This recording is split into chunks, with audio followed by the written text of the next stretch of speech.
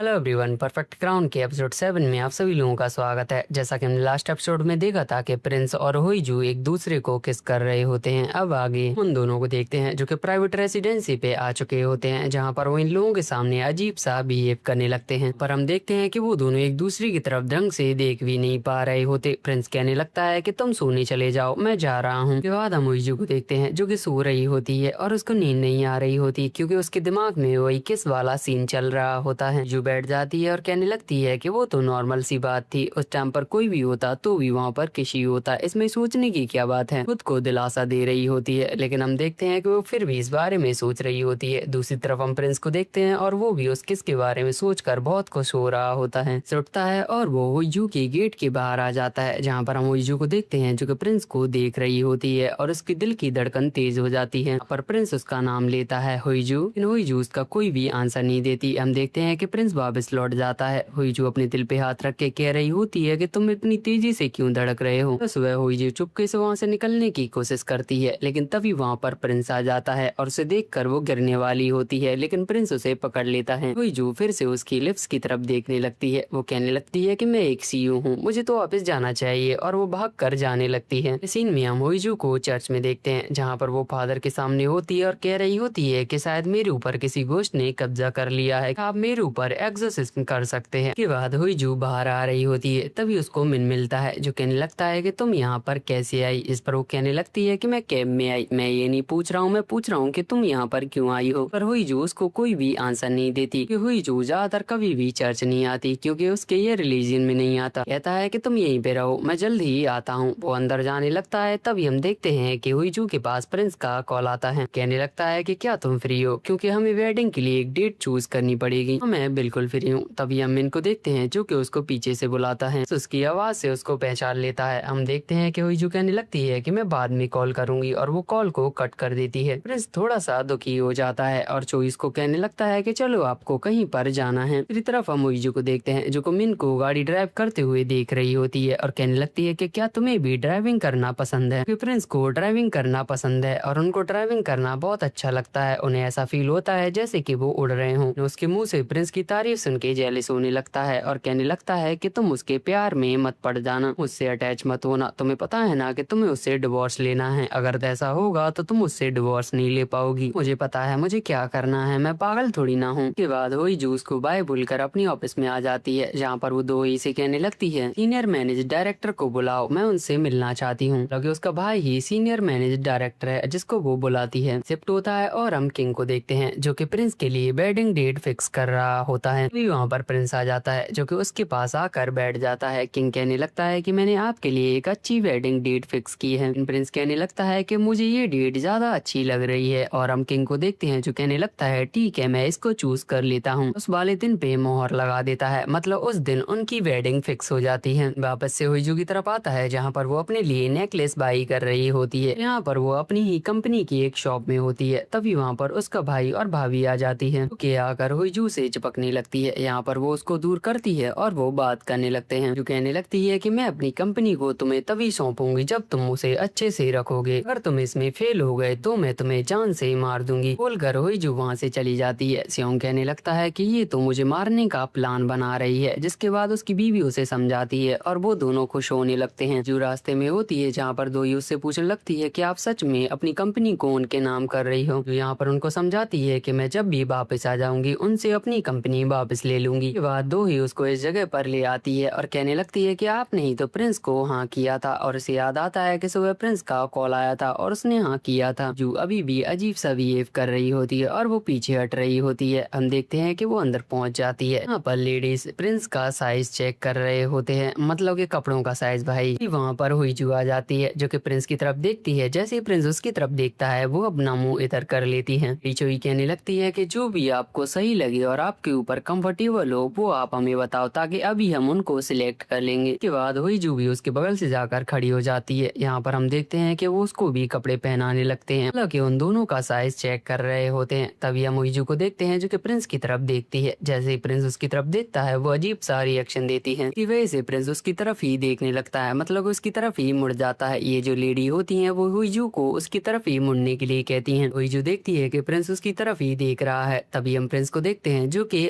आगे बढ़ने लगता है और हुईजू उसे रोकती है, उसको खड़े रहने के लिए कहता है, जिसके बाद वो अपने हाथों से उसके बालों को सही कर रहा होता है और इस टाइम पर उसका हाथ उसके गले पे होता है। हुईजू खुद को कंट्रोल नहीं कर पा रही होती, एकदम से उसको गर्मी लगने लगती है और सभी लोगों को ऐसा लगता है कि उसकी तबीयत खराब हो गई है। सभी लोग उसके पास आते हैं, कहने लगते हैं कि तुम्हारी तबीयत खराब तो नहीं है। हुईजू कहने लगती है कि मुझे बस थोड़ी सी गर्मी लग रही है और कुछ नहीं। वो लोग कुछ ज्यादा ही पैनिक हो जाते हैं, लेकिन हम प्रिंस की तरफ देखते हैं जो कि स्माइल कर रहा होता है क्योंकि उसे सब कुछ पता है हुईजू ऐसा क्यों रिएक्ट कर रही है। हम इसे नेक्स्ट टाइम नहीं कर सकते। ये कहता है कि नेक्स्ट टाइम आपके यहाँ पे जिसेन आएंगे और आप दोनों का चेकअप होगा, क्योंकि आप दोनों की हेल्थ की जांच की जाएगी, जिसके बाद हमें आपकी फैमिली से मिलने भी जाना है। से हुईजू सुनती है वो शॉक में हो जाती है क्योंकि उसे पता है कि उसकी फैमिली उसे लाइक नहीं करती। हुईजू कर भी कह सकती है, वो यहाँ पर मना भी नहीं कर सकती। दो ये कहने लगती है कि मैंने पहले ही आपके पिता से बात कर ली है और उनको सब कुछ बता दिया है। ये कहने लगता है ठीक है, मैं मैरिज प्रपोजल के लिए निकलता हूँ, मतलब कि वो वेडिंग गिफ्ट लेके उसके घर जाएगा अभी। ये सुनकर भी वो अजीब सा रिएक्शन देती है। अगले सीन में हम चोई को देखते हैं कि हुईजू के घर पे पहुंच जाता है जहाँ पर वो गिफ्ट्स लेके आया होता है, जिसके बाद वो इसको पढ़ने लगता है। क्योंकि वो एक इनविटेशन होता है जो कि किंग ने खुद लिखा हुआ होता है, को हुईजू के पिता रिस्पेक्ट के साथ एक्सेप्ट करते हैं। चोई को देखते हैं जो कि बैठ जाता है और उनके इनविटेशन कार्ड देने लगता है। यहाँ पर हम उसके पिता को देखते हैं, मतलब कि हुईजू को, जो कि उसके ऊपर चिल्लाते हैं और कहने लगते हैं क्या तुम जल्दी जल्दी नहीं बोल सकते, क्योंकि मैंने पहले ही तो मीटिंग्स खराब कर ली हैं। वैसे चोई जल्दी जल्दी बोलने लगता है, बताता है कि शादी प्रिंस के यहाँ पे ही होगी और आप सभी लोग वहीं पे रहेंगे। घर से और उसकी वाइफ खुश हो जाते हैं। इस तरफ हम हुईजू और प्रिंस को देखते हैं जहाँ पर उनका चेकअप चल रहा होता है। चोई कहने लगती है कि आज का एग्जामिनेशन आप दोनों के ऊपर इसलिए किया जा रहा है कि देखेंगे कि आप दोनों माँ बाप बन सकते हैं या नहीं। हुईजू का रिएक्शन कुछ ऐसा होता है। वह लेडी चोई कहने लगती है कि शादी के बाद जो कुछ भी होगा, मतलब जो कुछ भी होता है उसके बारे में बात करने लगती है। सुनकर हुईजू के तो पसीने छूट रहे होते हैं, लेकिन हम प्रिंस को देखते हैं जो कि बहुत ज्यादा खुश हो रहा होता है और कहने लगता है कि क्या आप ठीक हो, क्योंकि एकदम से आपकी हार्ट बीट बहुत ज्यादा बढ़ गई है। हम प्रिंस को देखते हैं जो कि सभी लोगों को वहाँ से जाने के लिए कहता है कि मुझे इनसे कुछ बात करनी है। जाने के बाद हुईजू कुछ ऐसा कर रही होती है। प्रिंस कहने लगता है कि तुम्हें क्या हुआ है, ऐसा अजीब सा बिहेव क्यों कर रही हो, कोई बात है जो कि तुम्हें परेशान कर रही है। जिस पर वो कहती है कि ऐसा कुछ नहीं है, तुम अजीब सा बिहेव कर रहे हो, मैं नहीं, उससे कुछ ज्यादा ही अच्छी तरीके से पेश आ रहे हो और तुम्हारी आंखें कुछ ज्यादा ही अजीब लग रही हैं आजकल। मुझे लगे वो कुछ ज्यादा ही चमक रही हैं, वैसे कभी नहीं चमकती, मेरी आंखें तो हमेशा से ही ऐसी हैं। ये सब कल की वजह से हो रहा है। और ये सुनते ही उसका मुंह लाल हो जाता है। जो प्रिंस से नजरें तक नहीं मिला पा रही होती और कहने लगती है कि ऐसा कुछ भी नहीं है, मैं तो बिल्कुल ठीक हूँ। रात जो कुछ भी हुआ वो तो नॉर्मल सी बात है, हम दोनों बच्चे थोड़ी हैं ना। जगह पर जो कुछ भी हुआ वो तो होना ही था, अगर कोई और भी होता, मतलब स्ट्रेंजर भी होता, तब भी यही होता। और प्रिंस की स्माइल बंद हो जाती है और वो कहने लगता है कि मेरे लिए ऐसा नहीं होता, जो कुछ भी हुआ था और मैंने किया था, अगर तुम नहीं होते तो किसी और के साथ नहीं होता, वहाँ पे तुम थी इसलिए वो सब हुआ। हुईजू ये सुनकर स्पीचलेस हो जाती है। सीन शिफ्ट होता है और हम क्वीन को देखते हैं, जिसे पता चलता है कि हुईजू बहुत ज्यादा नर्वस हो रही है और शादी के लिए बहुत ज्यादा नर्वस हो रही है, जबकि शादी की डेट तो फिक्स हो गई है। पर क्वीन थोड़ा सोचती है और कहने लगती है कि उनको बुलाओ, मैं उनके साथ थोड़ा टहलना चाहती हूँ। सीन में हम क्वीन को देखते हैं जो कि प्रिंस के साथ टहल रही होती है। लगती है कि कल जो कुछ भी हुआ आप गुस्सा तो नहीं हो, आपके और हुईजू के बीच में कोई आर्ग्यूमेंट हुई है क्या? कि पूछने से तो ऐसा लग रहा है जैसे कि आप यही चाहती हूँ, तो बस इसलिए पूछ रही थी कि आप दोनों का तालमेल सही है क्या, क्योंकि आप दोनों का वर्ल्ड बहुत अलग अलग है। प्रिंस कहने लगता है कि क्या आपका तालमेल सही था मेरे भाई के साथ, आप दोनों के बीच में खुशियाँ थी। तभी हमें पास्ट का सीन दिखाया जाता है जहाँ पर हम क्वीन को देखते हैं जो कि अपने पति से बात कर रही होती है, उन पर गुस्सा कर रही होती है क्योंकि वो घर से भाग चुके होते हैं। तभी हम प्रिंस को देखते हैं जो कि उनके पास आता है, मेरे भाई फिर से भाग गए हैं, आप चाहो तो मैं आपको कंपनी दे सकता हूँ, तो सिर्फ इतना करना है कि आपको कहना है कि क्राउन प्रिंस की तबीयत सही नहीं है, ने ऐसा किया तो आपके पिताजी आपको बहुत डांटेंगे। प्रिंस कहने लगता है उनका तो रोज का काम है, वो मेरे साथ ऐसा रोज करते हैं। बोलकर प्रिंस स्माइल करने लगता है। हम क्वीन को देखते हैं जो कि उसकी तरफ देखकर स्माइल करने लगती है। क्वीन प्रेजेंट में भी उसको अभी भी ऐसे ही देख रही होती है। मुझे ऐसा क्यों लग रहा है जैसे क्वीन को प्रिंस के लिए फीलिंग्स हैं। दूसरी तरफ हम हुईजू को देखते हैं जहाँ पर वो प्रिंस की इन्हीं बातों को याद कर रही होती है, जिसके बाद वो उसको कॉल लगाने की सोचती है, लेकिन वो उसे कॉल नहीं करती। लगती है कि मैं ये क्या कर रही हूँ, हम दोनों का वैसे भी डिवोर्स हो जाएगा। फिर वो सोने चली जाती है। प्रिंस को देखते हैं जो कि अपने बेड पर होता है, जहाँ पर वो इस डिवोर्स कॉन्ट्रैक्ट को देखने लगता है और उसमें लिखा हुआ रहता है कि 3 साल बाद तुमको डिवोर्स लेना ही पड़ेगा। शर्त हुईजू ने लिखी हुई होती है।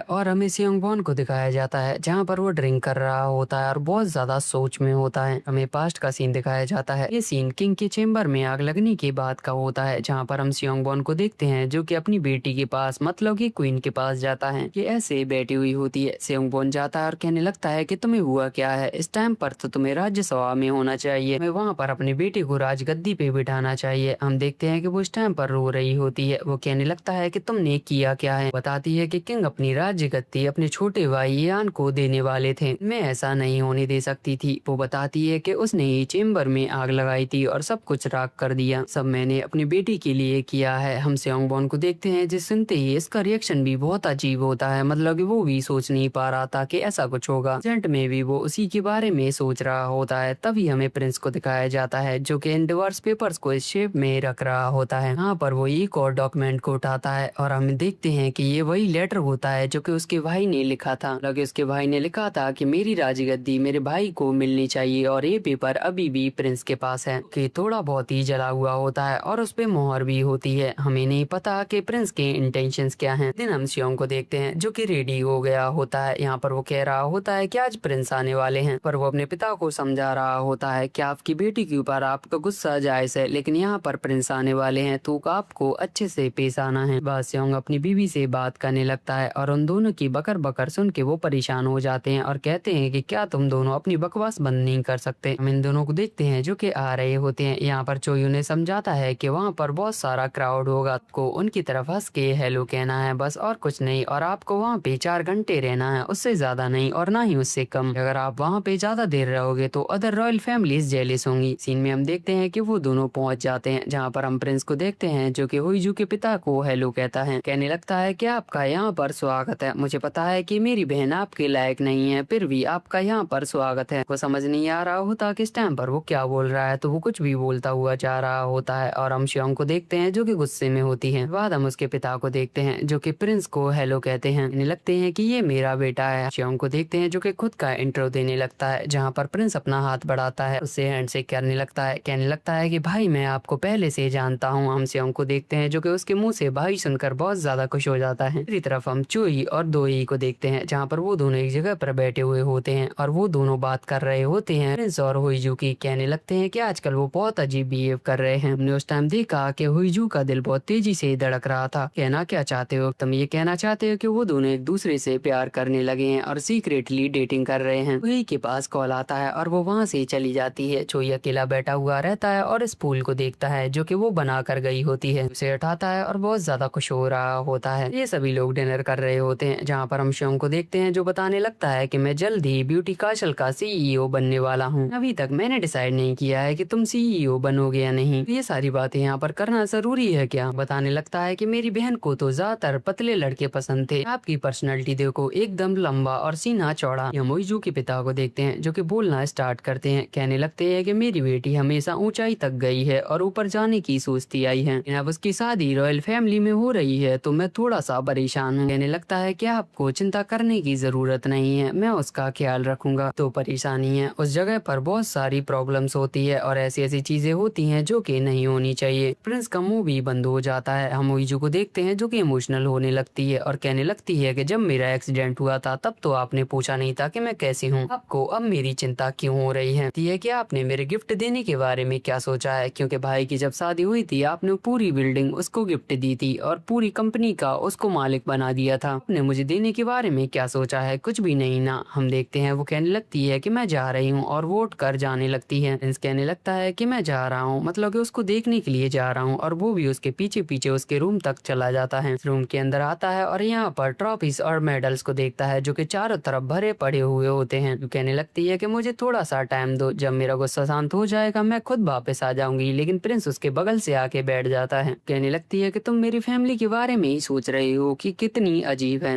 कहने लगता है कि तुमने मेरी फैमिली को देखा है फिर भी तुम ये सब कह रही हो, तुमको पता है ना कि तुम्हारी फैमिली तो कुछ भी नहीं है, मेरी फैमिली के आगे मेरी फैमिली ज्यादा बेकार है। हुईजू इस पर अग्री भी करती है। ऐसा क्यों लग रहा है कि तुम्हारे पिता मुझे लाइक करते हैं? वो कहती है कि वो इस टाइम पर इसलिए चिंता कर रहे हैं क्योंकि वो अपनी वेल्थ चाहते हैं, क्योंकि इससे उनकी कंपनी को बहुत ज्यादा फायदा है और इसलिए वो यहाँ पर हैं। कहता है कि मुझे इससे कोई भी फर्क नहीं पड़ता क्योंकि मैं सच्चा हूँ, वो चीज तुम भी मांगती तो भी मैं तुम्हें दे देता, उसमें कोई भी प्रॉब्लम नहीं है मुझे। होंगे। जो प्रिंस की तरफ देखती है और पूछने लगती है कि क्या तुम्हें मेरे लिए फीलिंग्स हैं? आजकल जब तुम मुझे देखती हो तो तुम्हारी आंखों में बहुत ज्यादा नूर होता है। प्रिंस को देखते हैं जो कि हंसने लगता है और कहता है कि हाँ, मैं तुम्हें लाइक करता हूँ, ये मेरा पहली बार है। तुम्हें डर तो नहीं लग रहा कि मैं तुम्हें डिवोर्स दूंगा या नहीं? तुम नहीं दोगे? चिंता करने की जरूरत नहीं है, क्योंकि मैं तुम्हें बांध कर रखने नहीं वाला। मैं तुम्हें सब कुछ दूंगा, शोहरत और मेरा दिल भी। टाइम पर वो हुईजू के बहुत ज्यादा क्लोज होता है। हम हुईजू को देखते हैं जो कहने लगती है कि पैसा तो मेरे पास पहले से है, और वो दोनों स्माइल करने लगते हैं। के बाद वो दोनों कार में होते हैं, मतलब कि वो पैलेस वापस जा रहे होते हैं। यहाँ पर हम प्रिंस को देखते हैं जो कि हुईजू का हाथ पकड़ने की कोशिश करता है, लेकिन तभी उसके पास मिन का कॉल आता है कि प्रिंस से भी बात करता है और कहने लगता है कि आपकी मीटिंग कैसी रही, जिस पर वो कहता है कि हमारी मीटिंग अच्छी गई। हुईजू से कहने लगता है कि आज फिर से तुम्हारे पिता से तुम्हारी लड़ाई हुई होगी, जिस पर वो कहती है कि हाँ, हमेशा की तरह मेरी उनसे लड़ाई होती है। ये सब सुन रहा होता है और जेलस हो रहा होता है, जिसके बाद वो उसको यहाँ पर छोड़ने के लिए आता है। जो खड़ी हुई होती है और प्रिंस उसके क्लोज आता है और कहने लगता है मुझे भी दुख हो रहा है कि मैं यहाँ से जा रहा हूँ, लेकिन अब हम अपनी शादी पे ही मिलेंगे। जो ये सुनती है और स्माइल करने लगती है। वही को देखते हैं जो कि उसकी तरफ देख रही होती है। के बाद हुईजू अंदर आती है। यहाँ पर ये लोग बात कर रहे होते हैं कि प्रिंस इनको क्या बोल के गए थे। मुझे भी दुख हो रहा है कि मैं यहाँ से जा रहा हूँ। भी लोगों ने भी खाना नहीं खाया होता, जिसकी वजह से हुईजू इनको यहाँ पर लेके आ जाती है और ये सभी लोग खा रहे होते हैं। एक दिन हम प्रिंस को देखते हैं जो कि मिन के पास पहुँचता है, जहाँ पर वो कहने लगता है मुझे पता है ना कि मैं उसे लाइक करता हूँ, तुम्हें उससे दूर रहना चाहिए। कहने लगता है कि क्या हुईजू को ये सब पता है, क्योंकि तुम उसके लिए और ज्यादा प्रॉब्लम्स बढ़ा रहे हो। अगर ऐसा होगा तो वो डिवोर्स नहीं ले पाएगी। कहने लगता है कि तुम जो कर रहे हो हुईजू वो तुमसे नहीं चाहती है। पर प्रिंस का रिप्लाई होता है कि वो अगर रॉयल्टी चाहती तो वो तुमसे शादी कर सकती थी, लेकिन कुछ ऐसा है जो कि उसे मुझसे चाहिए। सुनकर मिन का मुंह बंद हो जाता है। जिसके बाद हम प्रिंस को देखते हैं जो कि वहाँ से जा रहा होता है और चोई बताता है मिस हुईजू आज बहुत ज्यादा बिजी है, आज उनको खाना खाने तक का भी टाइम नहीं मिलेगा। जिस पर प्रिंस उसको मैसेज करता है। यहाँ पर वो उसके पोस्टर्स को भी देख रहा होता है। कहने लगता है कि आज तुम जितना भी बिजी हो लेकिन खाना खा लेना। उसकी पोस्टर्स की तारीफ करने लगता है। इधर हम हुईजू को देखते हैं जो कि उसके टेक्स्ट को पढ़ रही होती है और स्माइल कर रही होती है। इन सभी लोगों के सामने वेडिंग्स वाला दिन आ जाता है, जहाँ पर हम प्रिंस को देखते हैं जो कि रेडी हो रहा होता है। कहने लगता है कि हुईजू कहाँ पर है। तभी लेडी चोई वहाँ पर आती है जो कहने लगती है कि आपको उनको अच्छे से बोलना पड़ेगा आपसे। क्या तो आप ये बताइए कि मेरी वाइफ कहाँ पर है। मैं उनकी वाइफ मतलब कि हुईजू को दिखाया जाता है। वहाँ पर मिस्टर किम उनका मेकअप कर रहे होते हैं। कहने लगती है कि फाइनली मैं रेड पहन सकती हूँ और पैलेस में चल सकती हूँ। वहाँ पर हाना जाती है जो कहने लगती है कि मैं एक रॉयल हूँ और मुझे पता है कि शादी कैसी होती है, तो मैं यहाँ पर तुम्हारी हेल्प करने के लिए आई हूँ। पर वो उसकी सैंडल्स को लेती है और जमीन पर रख देती है और उनको पीछे से कुचलती है। ये तो सभी लोग शॉक में होते हैं। फिर आन कहने लगती है कि इनको तुम लॉन्ग टाइम के लिए पहनोगे, इसके लिए मैंने ये सब किया है, तुम्हारे पैरों में इससे लगे ना। और इस सब चीज को देखकर वो सेटिस्फाई होते हैं। हम देखते हैं कि उसके पास मिन का कॉल आता है जो कहने लगता है कि क्या तुम इस शादी को कैंसिल कर रही हो? क्यों? मैं चाहूंगी तो क्या तुम मेरा साथ दोगे? मिन के सामने क्वीन चल कर आ रही होती है, जिसकी वजह से वो कॉल को कट कर देता है। कहने लगती है कि क्या तुम ठीक हो? जिस पर वो कहता है कि मुझे क्या होगा। क्वीन हंसने लगती है और कहने लगती है ठीक है, मैं थोड़ा वेट कर लेती हूँ जब तक कि शादी नहीं हो जाती। कब तक खुद को कंट्रोल करोगे? मुईजू को देखते हैं जो कि वेडिंग के लिए बाहर निकलती है, जहाँ पर वो बहुत ज्यादा अच्छी लग रही होती है और उसके पिता के रिएक्शन भी ऐसा होता है कि वो दोनों चल कर जाते हैं अपनी वेडिंग के लिए। और यहाँ पर हुईजू गिरने वाली होती है, जिसकी वजह से प्रिंस उसकी तरफ हंसता है। पर हम हुईजू के पिता को भी देखते हैं जो कि उससे 2 शब्द कहता है और वो उसको एक्सेप्ट करती है झुक के। जिस पर वो कहने लगता है कि तुम्हें झुक कर नहीं रहना है, नहीं तो ये सभी लोग तुम्हें नाजुक समझेंगे, लोग तुमको वीक समझेंगे। जिस पर उसे कुछ भी समझ नहीं आता। हम देखते हैं कि उन दोनों की रैली स्टार्ट हो जाती है। यहाँ पर बहुत सारा क्राउड होता है, मतलब कि यहाँ से वो पैलेस तक जा रहे होते हैं, जहाँ पर बहुत सारा क्राउड होता है और उनकी तरफ देखकर वो स्माइल कर रहे होते हैं। पर ब्लूटूथ की मदद से वो दोनों एक दूसरे से बात भी कर रहे होते हैं और कह रहे होते हैं कि ये करना कितना ज्यादा हार्ड है, तुम कैसे कर लेते होगे। हम इन चारों को देखते हैं जहाँ पर किम और ये लोग इमोशनल हो रहे होते हैं उन दोनों की शादी को देख के। देखते हैं कि मैन इस टाइम पर गुस्से में होता है, उन्हें टीवी पर देख रहा होता है और उनके सामने क्वीन बैठी हुई होती है। कहने लगती है कि तुम कब तक अपनी फीलिंग्स को दबा कर बैठे रहोगे। लोगे क्वीन यहाँ पर पूरी तरीके से उसको भड़का रही होती है। हम इन दोनों को देखते हैं जहाँ पर वो पैलेस के बाहर आते हैं, जहाँ पर सभी लोग उनको कंग्रेचुलेट कर रहे होते हैं। के बाद वो दोनों यहाँ पर एंटर करते हैं, मतलब कि किंग और क्वीन मदर के सामने। पर हम इनको देखते हैं जो कि सभी लोगों की तरफ से उनको कांग्रेचुलेट बोलता है, कि वो उन दोनों को अलग अलग कांग्रेचुलेशन बोलता है। यहाँ पर हम ईजू को देखते हैं, वो उसको थैंक यू बोलती है, लेकिन तभी उसे खांसी आने लगती है और वो वहीं पर भी बेहोश हो जाती है। हम प्रिंस को देखते हैं जो कि बहुत ज्यादा पैनिक हो जाता है और कहने लगता है कि तुम्हें क्या हुआ है। इसी के साथ एपिसोड यहीं पर खत्म होता है। आपको क्या लगता है कि आगे क्या होगा, आप कमेंट्स में बता सकते हो। चैनल को सब्सक्राइब कर देना और इस वीडियो को हाइप कर देना। मिलते हैं अगले एपिसोड में, तब तक के लिए लाइट्स कैमरा गुड बाय।